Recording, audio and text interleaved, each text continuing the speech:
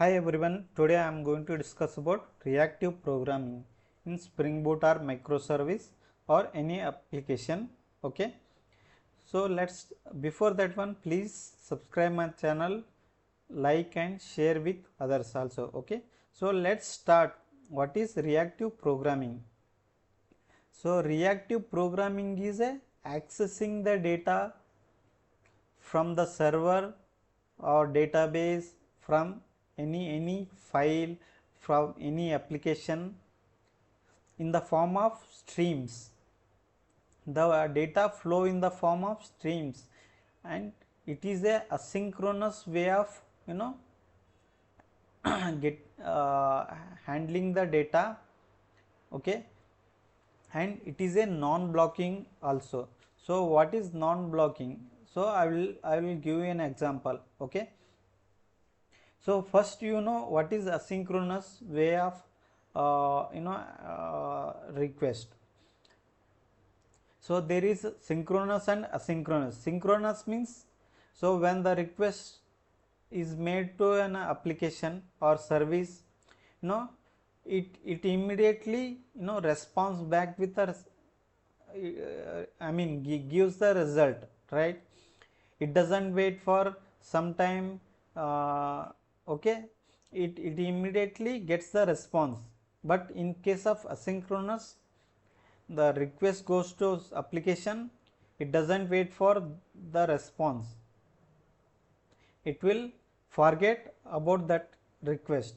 So the response is comes when particular request is processed, and it is returned back to user. Okay, there is no waiting for particular response in case of asynchronous.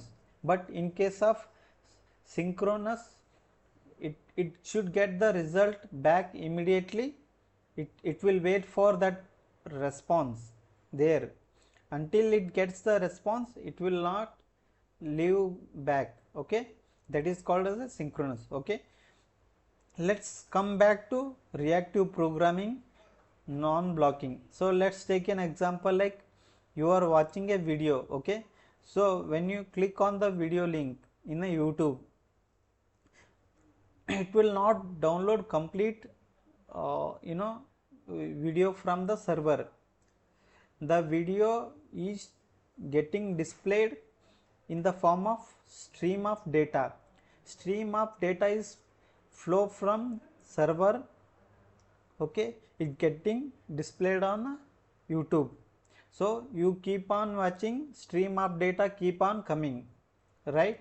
So there are 1 millions of users watching the same video. It is not blocking any users in watching that video. So it is allowing all the users watching same video at the same time. That is why it is non-blocking reactive programming, because stream of data is keep on coming as you keep on watching the video. It distributes that stream of data. Same data is sent to all the users who are watching the same video simultaneously. That is what called a reactive programming, non-blocking. It doesn't, in an application, suppose consider like a service, you have created a reactive programming. Okay, in that one there are thousands of requests are coming into service. In a main thread, it keeps on getting those requests and processing those requests. Okay, but reactive programming does not block all those requests until it process the requests and reply back that with a response. Okay, so it keeps on receiving requests and send the response in a form of data stream. This is called as a asynchronous way of handling.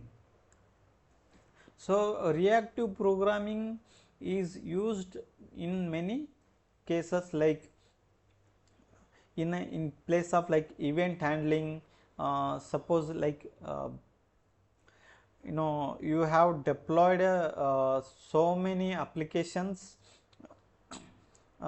using a RabbitMQ, any asynchronous APIs you have used in your application. Okay, so lot of requests are coming into that application, so we have to handle those requests. Okay, it does not block any requests, and in that case you have to use a reactive programming, so which responds back with a data stream in the form of data stream. Okay, so let's consider okay, so we have a two components with the reactive. Okay, so flux and mono. What is flux? Flux deals with 0 or more elements. Let's consider an example like a request goes to service called as a user management service. So the request is to get all the users stored in a database. Okay, so in that case it is returning all the user details. It has a more than one element. Okay, in that case you have to use a flux. Suppose the request go to service for particular user ID. Okay, it will give user details of particular that user ID only, right? It is having only one element in the response.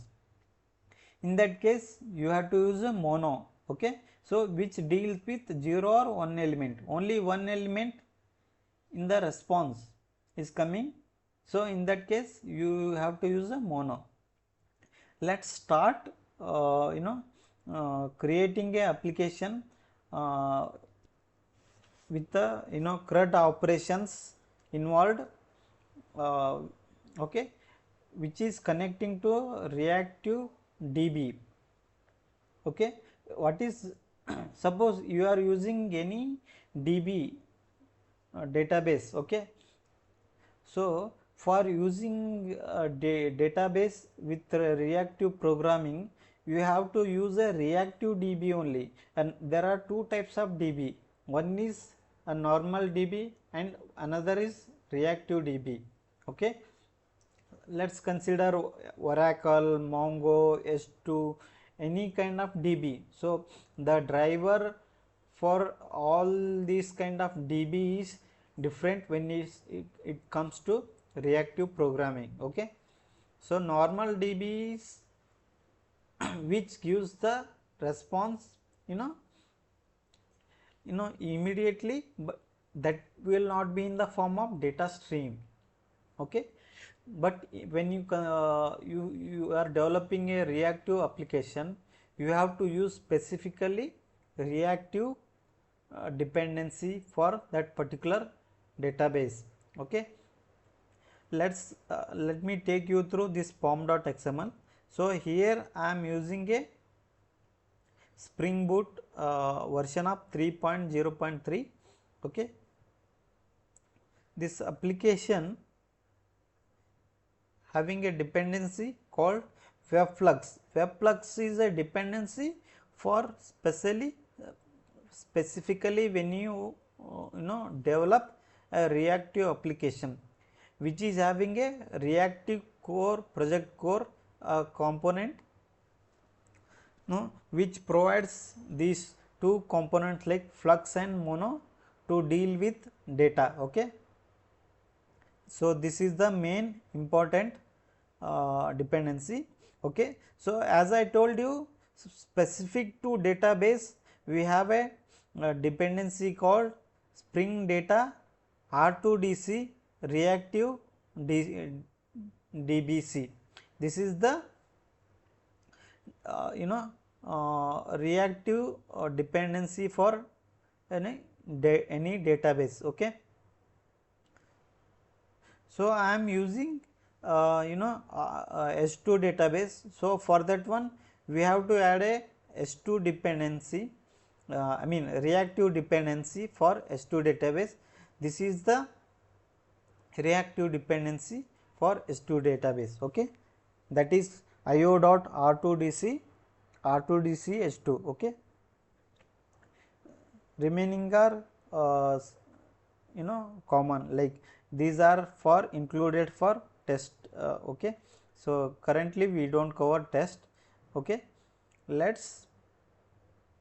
me explain you. I have created a application so which deals with like tutorial objects. Okay,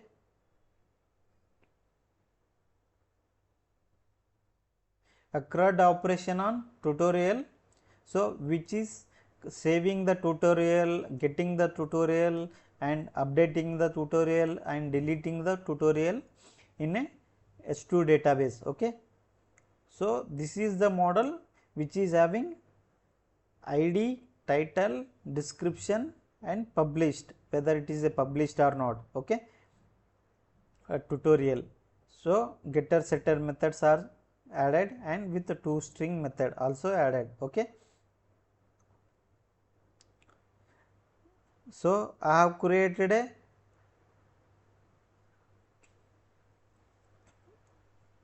tutorial repository. If you can see here, repository is extending reactive CRUD repository. So in case of normal repository, non-reactive application, we use like CRUD, simple CRUD repository or JPA repository, but we are developing here reactive application, right? So we have to use a reactive CRUD repository. I have created for this tutorial entity. Okay, so I have created two methods. One is find by title containing a title and find by published if it is published. Okay, so this is returning a flux component. So that is, it is having a list of components. It is returning more than one component. Okay, in that case we are going to use a flux.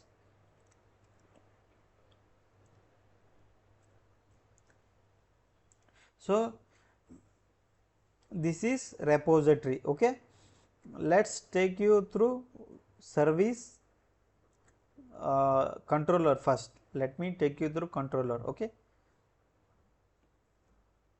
so I have created a controller called use tutorial controller and annotated with REST controller and request mapping. Okay, here for each method I have created a CRUD operations for each method, like getting the tutorial, saving, creating the tutorial, finding the tutorial by ID, title, or finding by tutorial by publisher, updating the tutorial or deleting the tutorial. Okay, see all the CRUD operation like delete, put, post, get, all the operations are created. Okay, so let me explain you one by one. For example, like get tutorial, where I am passing a title. Okay, so if title is not passed in the request, I am checking if it is a null, then I will get all the tutorial. Okay, this is calling a service class with a find all method. Okay, so tutorial service provides the implementation for all those methods. Okay, so it is calling a tutorial repository with the find all. Okay, so find all is a default method to get all the tutorials objects from the database. Okay, same way we have find title containing. Okay, so here I am calling a tutorial repository. There is method I have created here, find title containing with a particular title, it will give the list of all those tutorial. Okay.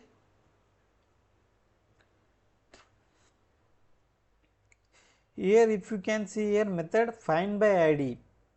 Find by id, I am passing a tutorial id. For that particular tutorial id, it is giving a tutorial object. Here you can see here I am using a mono because it is returning only one element, that is only one tutorial object, that is why I am using a mono. When it comes to multiple objects, right, so we have to use a flux.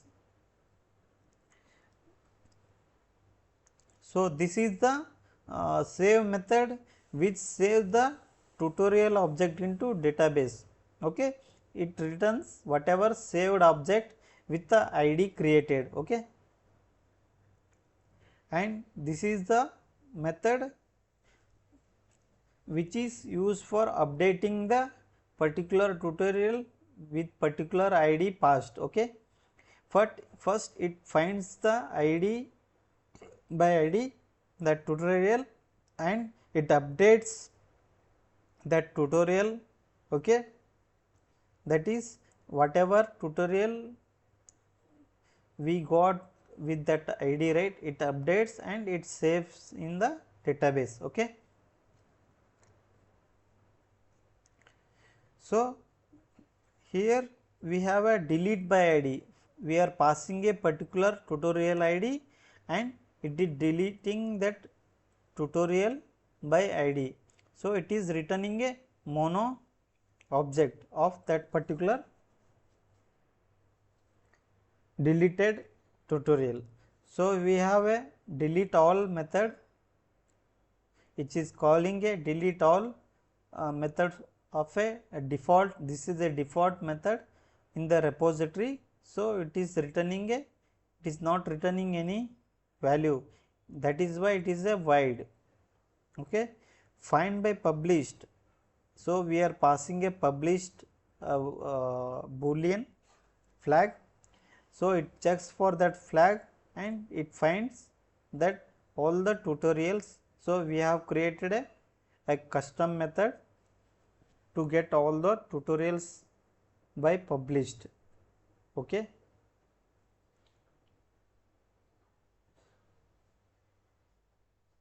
So this is controller and we have seen service. So controller is having all the methods. Okay. So wherever we have a mono, a single object is returning, in that case we are using a mono. Wherever it is returning a list of objects more than one element, in that case we are using a flux. Okay. So I will take you through application properties. So it is here we are using a S2 database. I am calling configured spring r2dc dot url because we are connecting to reactive database. So that is why we have to use a spring r2dc url, and r instead of jdbc we use r2dc connect to S2 database. Okay. So you can find configuration from anywhere in the Google. Okay. So if you are connecting to any Oracle database, okay, it will be same thing r2dc only. Okay. The configuration with respect to any database, you have to connect to reactive database only. If you doesn't connect to reactive database, it works as a normal database. It doesn't work as a reactive application. Okay. So this is what. Okay.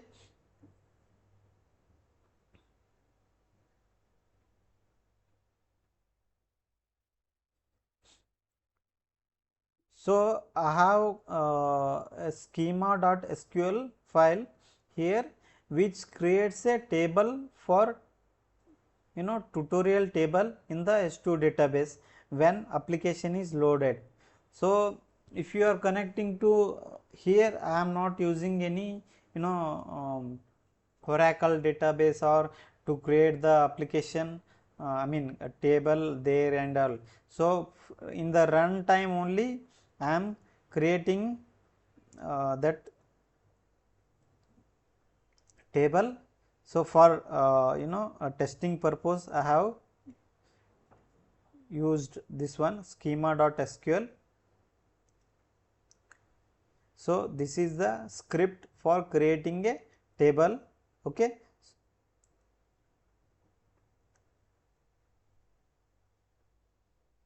So Spring Boot main application. So here I am using a annotation called enable WebFlux. So which enables reactive programming. Okay, configuration, all the configuration. Okay, and I have created a bean which is a where connection factory it connects to a S2 database, loading this schema SQL file for creating a table in a S2 database. Okay, I am setting initializer with connection factory and popular database populator, where it is getting the this schema SQL file from the class path from resource folder, and it populates that, creates that database in a S2, create that table in S2 database. Okay, our database name is testdb. So in this one it creates that table. Okay, so this is what we have. We have a repository extending reactive component, that is reactive CRUD repositories, and to controller is having all the CRUD operations which provides which returns the flux or mono component as a response, which is a data stream. In the result we have a service, tutorial service, which provides the implementation of all these CRUD operations, which calls a tutorial repository to get the data from database. Okay, let's test this application. Let's first build this application.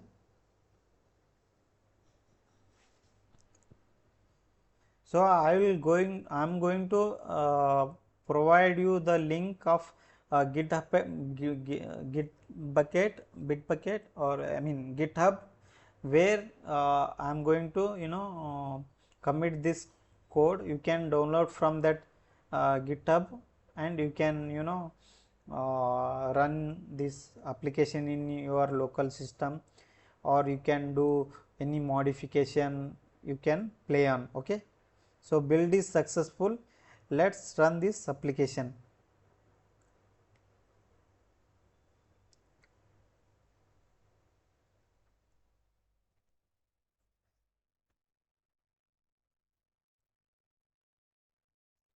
So application is started. Okay, it is running in 8080 port. Since we have not specified any port in application properties, so by default it runs in 8080 port. Okay, let's test this application. Okay, so first let's try to create a tutorial. Okay,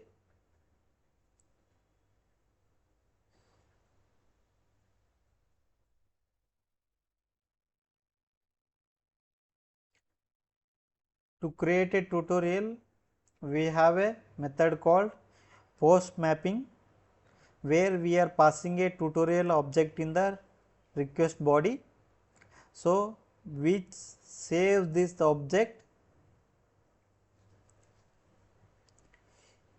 in the S2DB. So here we are calling a tutorial service with the save method. If you go there, so save method, we are saving this tutorial object using a tutorial repository.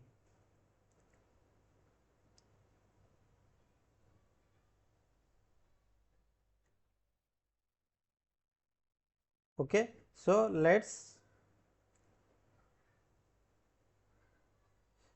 in the JSON object we have to pass a tutorial object. Tutorial object we have to pass like title, description, published. You can see here tutorial object, it is having ID, title, description, published. Okay, so ID is will get generated automatically, you don't have to create, you pass ID. Okay, so let's pass only title, description, published flag. Okay, so I am passing a title as a Java, description Java tutorial, and published flag is a true. Okay, let's post this one. So you can see here ID generated automatically as a 33. So it saved and returned the object as a response. Okay,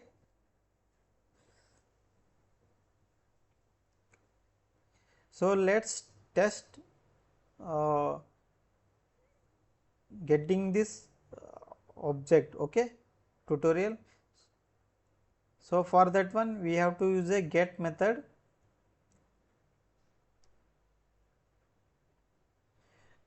So for getting that particular tutorial with the ID, we have a method.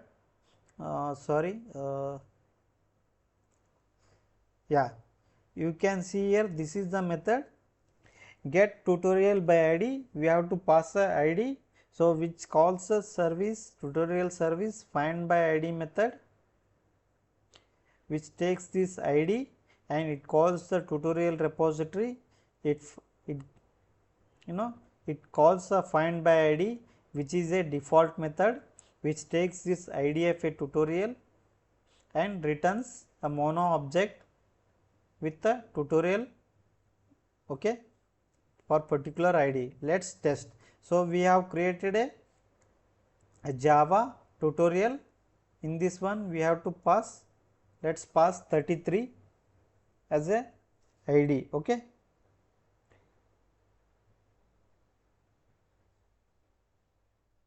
so let's create separate method.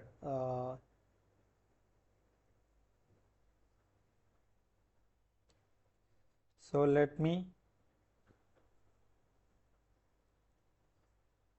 okay, so we are passing a 33, that is tutorial ID. So it is a get method. Let's hit. So you can see here we got the response ID 33 Java tutorial response. So this is how we can create and get the tutorial. Okay, so let's create another tutorial. Let's say AI tutorial. Okay, published true. You can see here it created a ID 34 with the title, description, published. Okay, so let's get this one. So we got the response ID 34. Okay, and AI tutorial. So let's pass the title. We have a method, let me show you.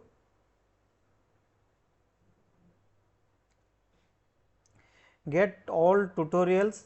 If you pass the title, it will call this find title containing method, and which returns all the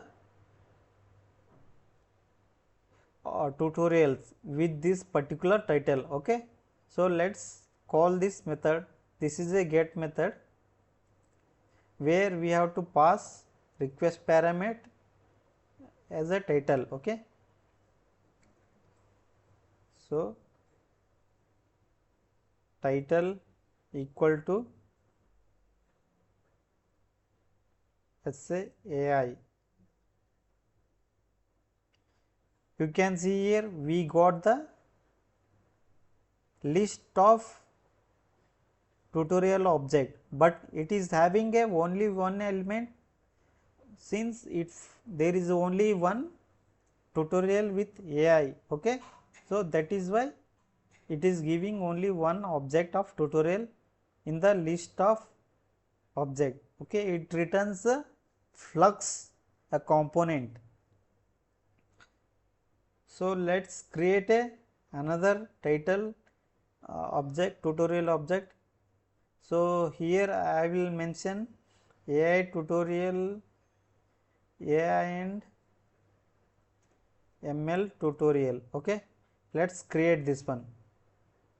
So title is same here, it created a object with ID 35. Okay, let's test this get by title. You can see here it is returning both 34 and 35 with this title. Okay, so AI tutorial and AI ML tutorial. So these are the two tutorial object it returns as a flux. Okay, so let's perform another update operation. Okay, tutorial by ID, update tutorial. This is the method. This is a put operation. So where we have to pass ID as a path variable and request body we have to pass a tutorial object to save in the database. So let's create a okay. So it is a put method. We have to pass ID, let's say 35. Let's take a okay. Let's take a this object. So I have to pass the object in the body. So here I am going to modify a description as a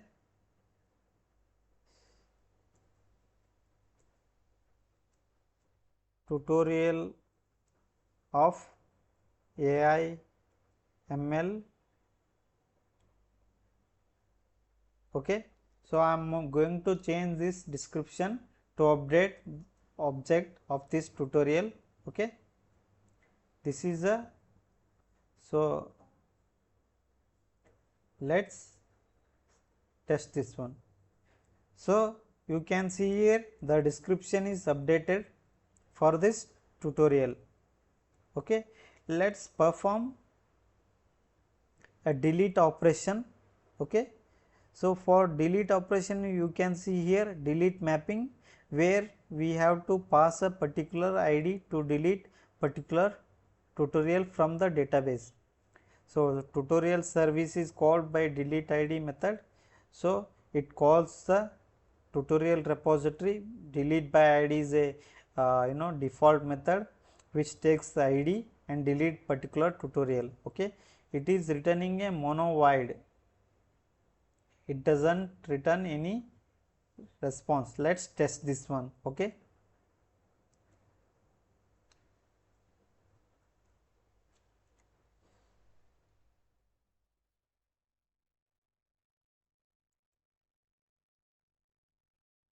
the URL will be same, where we are passing a tutorial ID and delete HTTP operation. Okay, let's So you can see here 204. Okay. Let's check. Okay, delete by id. So it is returning a response status as no content, that is 204. So it is deleted. So it is returning a 204 HTTP response, that is no content, since the ID is deleted from the database. Let's check whether it is deleted or not by calling this get all tutorial method. Okay.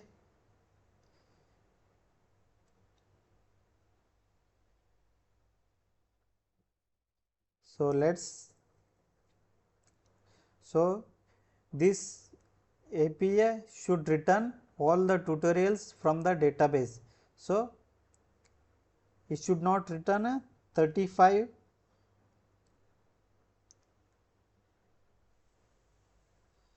You can see here there is no a tutorial with 35, it got deleted. It is having 33, 34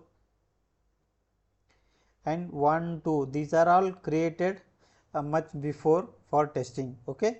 So we have completed update, delete, get with the get by id and creating all the operation. Okay. So this is how we can create a mono reactive application. Okay. So thank you so much.